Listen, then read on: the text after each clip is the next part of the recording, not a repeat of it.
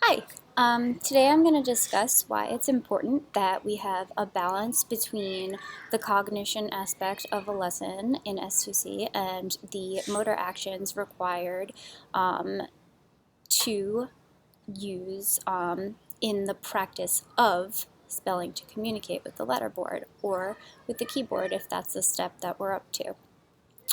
So the cognitive motor balance is really important because those two things, when they're balanced, they create a regulated internal and internal environment for our clients.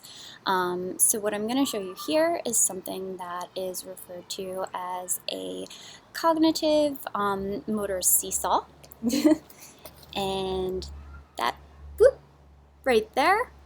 Um, you can see right there that when those two things are balanced, we have a happy face because regulated bodies are happier bodies. So what we want to do is we want to promote that balance.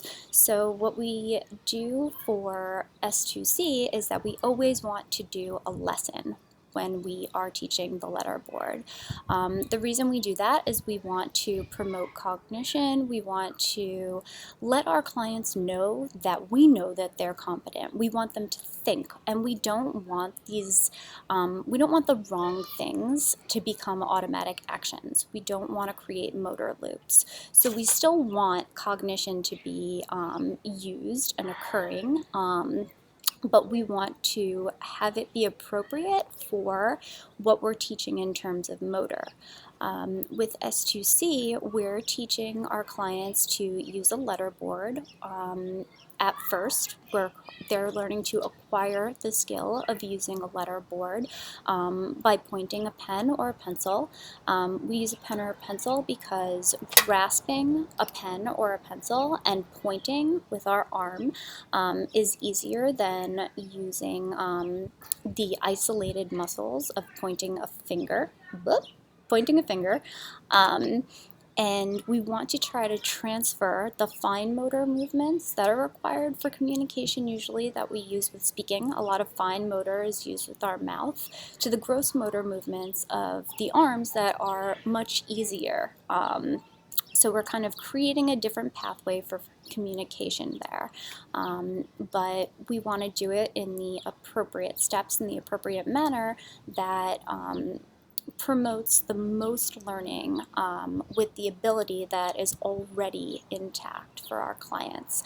The newer a motor skill is, or the less practiced it is, the less difficult we want our lesson to be, because our lessons are kind of like the cornerstone of what we're doing here. We want to keep them interesting, but we want them to be appropriate.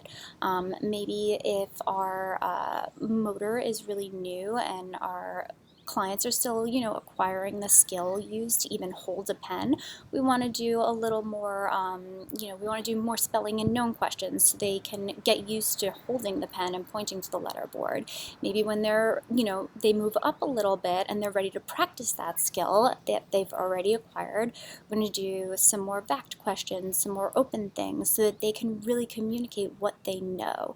They can really access and, become autonomous in that language that they want to communicate, because we know that their language is intact, that they just need to get those motor pathways rewired so that they can learn how to communicate what they're thinking to the external world.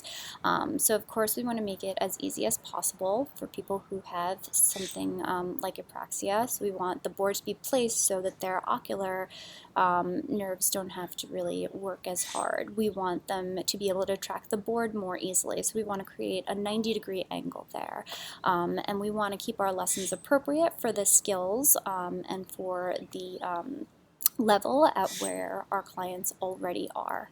And this is going to be really important and really good for them and create a good relationship and help them to trust us and help them to know that we understand what's going on with their body and brain, and we want to decrease that disconnect for them. We want to help them adapt and learn this new way. So I hope that is helpful, and thank you for listening.